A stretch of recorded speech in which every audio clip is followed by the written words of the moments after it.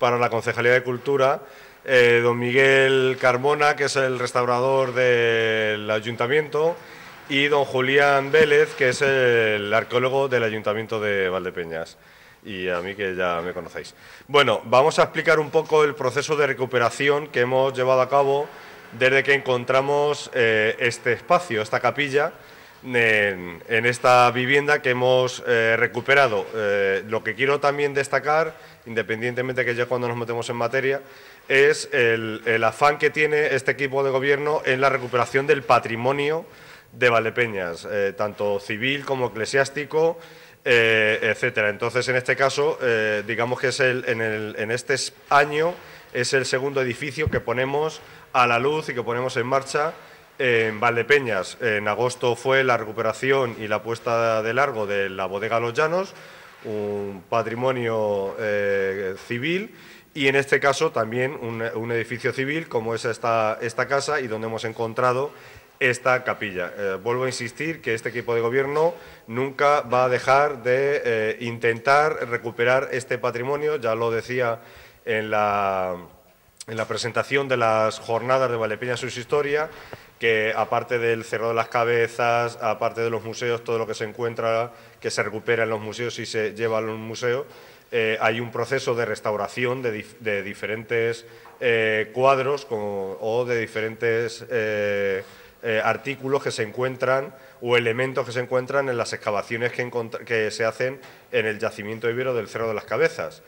Y luego el mantenimiento que hay anual, día a día, de la pinacoteca que tiene el Ayuntamiento, la ciudad de Valdepeñas. Bueno, para situarnos un poco, esta es una casa que era de la familia de los Vascos y que anteriormente fue otra casa que era de la familia Castellanos. La familia Castellanos era una familia pudiente en la ciudad, estamos hablando del siglo XVII, donde un cura, un fraile, el fray Ruth Gómez, entrega y regala un lienzo a esta familia, la familia Castellanos. Entonces, esta familia intenta que hacer una vocación a este Cristo, era el Cristo de Burgos, el que reflejaba la pintura, e intenta hacer una vocación, crea un pequeño oratorio para que entre los fieles de Valdepeñas empezase esa vocación a este Cristo. Luego ya en el siglo XVIII, el bachiller Antonio Castellanos hace ya más fuerte que se crea esa vocación y ya lo que consigue fundar es una capellanía. Para que todos sepan lo que es una capellanía, era de toda la gente rica, parte de su dinero lo aportaba a la iglesia para que en sus casas, en este caso en esta casa, se pudieran hacer rezos y se pudiera hacer algo de culto sin ser iglesia. Entonces, con ese dinero ganaban esa gracia de tener esa capellanía, y entonces a partir de ahí es cuando ya se tiene más vocación al Cristo de Burgos. Luego, ya en el siglo XIX, la familia Castellanos y la familia Vasco también era una familia adinerada en la ciudad, empiezan a unirse a través de matrimonios, diferentes matrimonios y demás. Y esta casa donde se veneraba al Cristo de Burgos, pasa a la familia Vasco, al matrimonio Antonio María Vasco y María Teresa Vasco, ¿vale? Y también adquiere esa capellanía, la familia Vasco también adquiere esa capellanía. Empiezan a construir la casa que actualmente la que estamos viendo y la que hemos restaurado, empiezan a construirla sobre los escombros, digamos, de la antigua casa de la familia Castellano, y se crea este edificio. Dada la religiosidad que tenía esta familia, pues por parte de María Teresa Vasco lo que hacen es crear esta capilla, ¿vale?, para venerar y ya hacer misas en honor al Cristo de Burgos. Y bueno, pues a partir de ahí, ya surge una serie de vicisitudes. A principios del siglo XX ya muere Antonio María Vasco y deja en su testamento que esta casa pase a ser un colegio. Sería el colegio de Nuestra Señora de Consolación, y luego ya en el año 1936 ya se desmantela la capilla y ya deja de ser la misión de capilla que tenía cuando se creó. Estamos hablando cuando se construye la capilla en el año 1834, es cuando se termina de construir la capilla, en abril de 1894, en abril de 1894 se termina de construir y en mayo de 1894 es cuando se bendice la capilla. Luego, bueno, pues pasa a formar parte del patrimonio del ayuntamiento. El ayuntamiento, aquí está la sede de Falange, empieza a tener la sede la banda de música de Maestro Ibáñez, la coral Maestro Ibáñez, había una radio, que yo me acuerdo de cantar en la coral y venir a ensayar aquí y ensayábamos donde era la radio. Y luego pasa a ser la comisaría de la Policía Nacional y aquí en este espacio, donde encontramos la capilla, era donde se realizaba el DNI. Entonces, si ustedes se acuerdan, aquí había, la habitación era con su techo, digamos que había una planta y la planta baja, que era donde estaba el DNI. Cuando empiezan a hacer las obras de restauración, Julián, el arqueólogo, pues es avisado por el constructor que está llevando a cabo la rehabilitación de la casa y detrás de unos muros se encuentran esa pilastra que es donde está el altar. Y entonces, a partir de ahí, pues ya empiezan a recabarse datos, encontramos una fotografía de lo que era la capilla antiguamente del Cristo de Burgos y ya empieza todo el proceso de rehabilitación y de recuperación de esta capilla. Se iniciaron las obras e incluso antes ya empezamos a recabar los datos que había de la casa, de su construcción, de quiénes fueron sus dueños y quiénes estuvieron ocupando a lo largo de estos prácticamente 120 años que tiene ya la casa, la actual casa de los Vascos. Hay que recordar, como ha dicho bien el concejal, que la casa se asienta sobre el antiguo solar de los castellanos.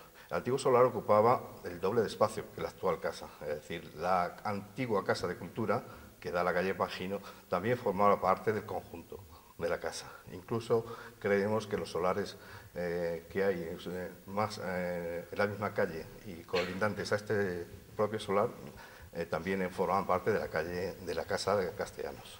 Bien, como ha dicho, en 1893 comienza a construirse la casa y en el 1894 la acaban. Ya Miguel va a dar algunas especificaciones de quiénes fueron los que estuvieron aquí realizando las labores, digamos, de decoración de la capilla y de la propia casa. La casa está protegida en el catálogo municipal de monumentos del ayuntamiento y como tal se ha debido de seguir un seguimiento de las obras de rehabilitación que ha llevado a cabo la constructora. Entonces, con ese fin, pues bueno, todo lo que se iba realizando se iba, digamos, viendo por si acaso aparecían elementos que desconocíamos que tuviera la casa. La casa se encontraba realmente ya bastante deteriorada debido a que se abandonó, aunque está ocupado por la comisaría de policía, pero solo ha ocupado un tercio, digamos, de las actuales viviendas y habitaciones que tiene la casa. Entonces, los tejados han estado muy dañados, las humedades han afectado bastante, como vemos aquí, a la propia capilla y a algunas zonas de la casa. Entonces, todas las obras que la propia constructora ha ido realizando se han ido viendo y, digamos, dando su visto bueno. En concreto, en el caso de la capilla, ocurrió lo siguiente, es decir, no teníamos constancia, evidentemente, de que aquí había una capilla. Siempre nos había sonado la cuestión de la capilla de Burgos, que estaba aquí, pero no entendíamos dónde, porque encontrábamos que había dos plantas que estaban separadas en el lugar actual que encontramos la capilla. Y ocurrió que, digamos, suponemos que cuando aquí estuvo el Instituto de Enseñanzas Medias, el espacio de la capilla, que ocupaba dos plantas, fue subdividido y se construyó la planta baja y la planta alta, separando ambas áreas, la alta de la baja. Entonces no entendíamos que las molduras que vemos ahora en el techo y pinturas pues estuvieran en una planta sin que tuviera correspondencia con la planta baja. Entonces, al derribar uno de los muros de la antigua comisaría, que a su vez tapaba el antiguo muro de la propia casa, aparecieron las pilastras adosadas a los muros. A partir de ahí se siguió limpiando los muros y aparecieron esas pilastras de escayola muy deterioradas, hechas en el antiguo escayola que se hacía aquí a finales del siglo XIX y comienzos del XX, hechas con yeso. Se empezaron a limpiar y realmente lo que se ha llevado posteriormente es un trabajo de limpieza principalmente de los elementos que nos ha quedado de esa antigua capilla, porque la capilla desapareció, evidentemente. El retablo que tenía la capilla desapareció en el 36. Otro elemento también que apareció como consecuencia del seguimiento de las obras fue la localización de la cripta. Una cripta situada bajo el altar y construida para 3 enterramientos, que ahora pues se podrá ver. Creemos que esa cripta no perteneció a los vascos. Creemos que la cripta es anterior a la familia de los castellanos. Por una simple razón, a finales del siglo XVIII, la Real Cédula de Carlos III prohibía ya los enterramientos en las iglesias, en el interior de las iglesias y en las propias casas y viviendas, que se solía hacer, sobre todo las gentes pudientes. Aunque esa tradición se siguió manteniendo hasta mediados del siglo XIX, no creemos que los vascos ya a finales del siglo XIX construyeran esa cripta. Creemos que la cripta es anterior. También como consecuencia del seguimiento de obra, se localizó la antigua bodega que había. Realmente ahí no es más difícil saber si perteneció a los vascos o perteneció a los castellanos, pero de todas maneras estaba ya tapada. Y fue reutilizada en obras ya posteriores, suponemos que en los años 60, cuando en la construcción de los institutos de enseñanza media o cuando aquí se situó la policía y hicieron obras de remodelación para luego echar los cascos, los sobrantes de esas obras, y estaba llena de cascotes de las antiguas tinajas que había, estaba llena de ladrillos, estaba llena de tejas. Todo eso se ha ido recuperando gracias a ese seguimiento y control arqueológico de la propia obra. Cualquier modificación que se hiciera era seguida continuamente y así hemos conseguido que, digamos, la estructura principal del edificio se mantenga y a su vez recuperemos elementos que no conocíamos, y que ya Miguel nos irá especificando cuál ha sido el proceso de limpieza y recuperación de esos elementos desconocidos al inicio de las obras. Siguiendo el hilo de lo que han dicho el concejal de Cultura y Julián, lo que hemos intentado, bajo todo punto de vista, es recuperar el espacio. Entonces, una vez sabido ya que esta es la capilla de Cristo de Burgos, que está ubicada aquí en la calle, en la casa de los vascos, en la calle Castellanos, lo que intentamos es recuperar el espacio, y para la recuperación de este espacio lo que hicimos fue, basándonos en la documentación gráfica que teníamos en el Museo de los Molinos, correspondiente al legado de Eusebio Vasco, que era una de las fotografías de la antigua capilla, totalmente, bueno, se tomó el día de la inauguración o la bendición de la capilla.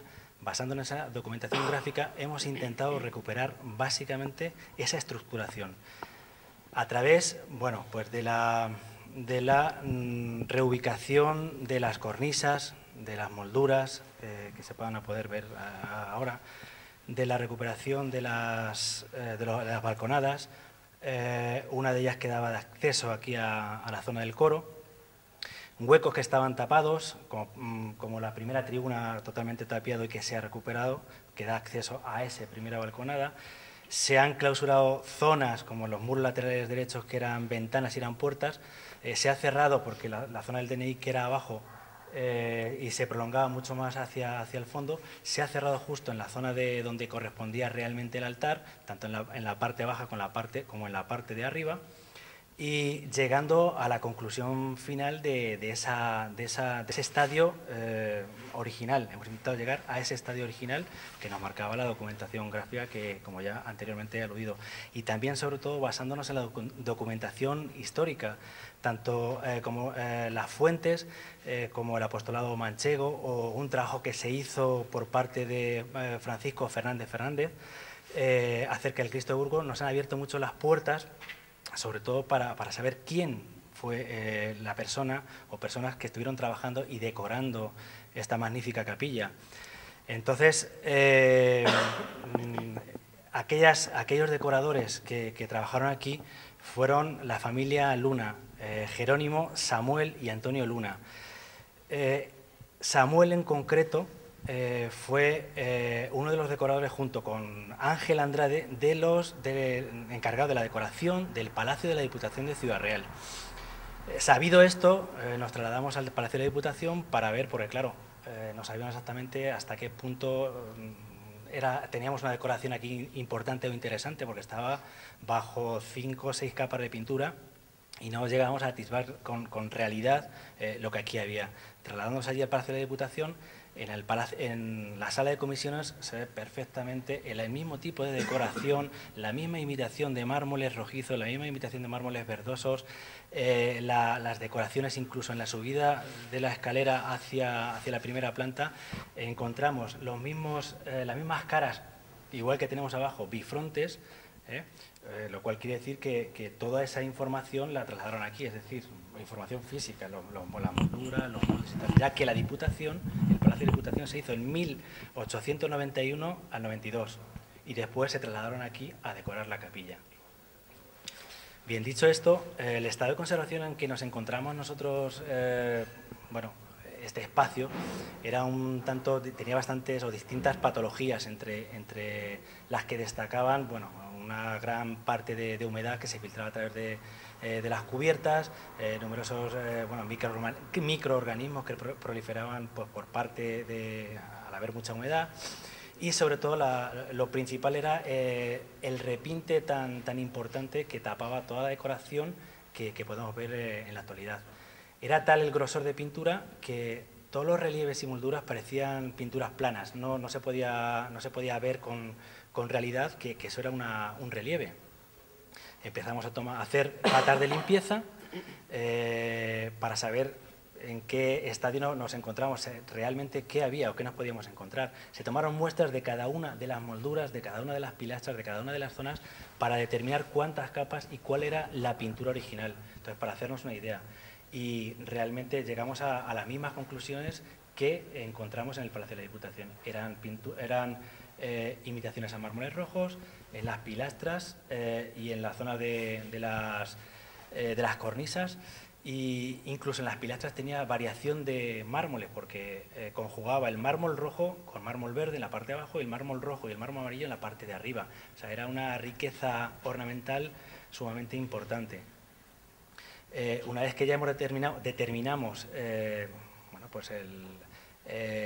los distintos tonos y decoración que tenía, pasamos a la limpieza, que se hizo una limpieza físico-química, eliminando todas las capas de pintura hasta llegar a la que hemos dicho con anterioridad. Al limpiar, pues lo que ocurre es que hay muchísimas faltas de moldura, muchas zonas que estaban rotas pues porque habían puesto sistemas de iluminación con tubo fluorescente, etcétera, etcétera, y que esas molduras hemos tenido que reproducir absolutamente todas. Se han hecho copia de todas las molduras de la capilla, o sea que en cualquier momento podemos tener una reproducción de cada una de las molduras. Una vez que se reprodujeron las faltas de molduras y de zonas importantes, de cornisas y demás, se hicieron las reintegraciones cromáticas, como podemos ya ver las partes finales, en donde se intentó dar el acabado que originalmente tenía, o el aspecto original en la medida de lo posible, respetando la unidad potencial de la obra, ¿no? Recuperar esa decoración original. Esa es la pretensión final que tenemos. Entonces, hay que distinguir entre las partes originales que tenían faltas de pintura, que se ha dado una entonación un poco más baja que el original, y las zonas que se han repuesto, porque en la zona de abajo hay tres pilastras y todo ese tipo de molduras que no aparecían, pero que se han repuesto, en las cuales, para distinguirlas del original, se han rehecho, pues como realmente fueron, imitando perfectamente el mármol, tanto el rojo como el verde. Es una forma de distinguir. Entonces eso, que es la segunda parte que tenemos por hacer. Pero bueno, y se me ha olvidado, en la primera, aparte de lo que son las molduras, las pinturas del techo que estaban cubiertas con gotelé, esa ha sido una labor, infinitamente de paciencia y tranquilidad, porque se han eliminado las capas de gotelé a base de punta de bisturí, ya que cualquier otro tipo de técnica dañaba la parte inferior, que es al temple, en el que podemos encontrar decoración pues de roleos, de decoración vegetal y, pues en cierto modo geométrica, pero todo al temple. Entonces ha sido una labor bastante ardua, ¿no? de ese tipo de pinturas. Entonces, como ya os digo, nos queda la última fase, que está por presentar un proyecto de restauración de la parte final que completará lo que es esa recuperación de este espacio tan importante para disfrute y deleite de los valdepeñeros. Y estas pinturas son las que dices que habéis quitado el hotel, pero en el techo, ¿no? Sí, y esta es lo que os queda. Este es lo que nos queda. Estos son De horas y horas que han tenido aquí, tanto Miguel como Julián, para recuperar este patrimonio de Valdepeñas, este patrimonio civil de Valdepeñas, encontrándonos esta capilla. Aparte de otras personas que también han estado trabajando, pero sobre todo las dos cabezas visibles de esta recuperación han sido Julián y Miguel. Y no se va a poder pagar nunca el esfuerzo que han estado haciendo aquí estas personas para recuperar. Yo, algunas mañanas, algunas tardes veníamos y podíamos ver a Miguel con un andamio y a Julián con un andamio aquí y con el cuello así torcido y con el bisturí quitando el gotelé para recuperar esas pinturas. Entonces, yo creo que es una cosa que tiene que saber el pueblo de Valdepeñas y, sobre todo, que sepa la gente que con su dinero, lo que se invierte también, que aparte de hacer calles, hacer jardines, etcétera, etcétera, también de ayudar a la gente más necesitada, pues lo que hacemos es también recuperar patrimonio y recuperar historia de Valdepeñas para nuestros futuros hijos, que son los que van a mantener y los que tienen que mantener este patrimonio que estamos recuperando en estos años.